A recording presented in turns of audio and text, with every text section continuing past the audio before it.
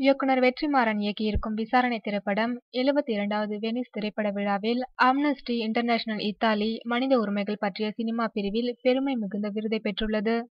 படத்தில் தங்கள் சிறப்பான நடிப்பை வெளிப்படுத்தியுள்ள அட்டகத்தி தினேஷ், சமுத்திரகனி ஆகியோரும் வெனிஸ் திரைப்பட விழாவில் கலந்து கொண்டனர். வெனிஸ் திரைப்பட விழாவில் விருது வென்ற முதல் இந்திய திரைப்படம் விசாரணைதான் என்பது குறிப்பிடத்தக்கது. இந்த படத்தில் ஆனந்தி, சரவண சுப்பையா, கிஷோர், முருகதாஸ், முத்துக்குமார், சந்திரன், அஜய் கோஷல், மூனார் ரமேஷ் ஆகியோர் நடித்துள்ளனர்.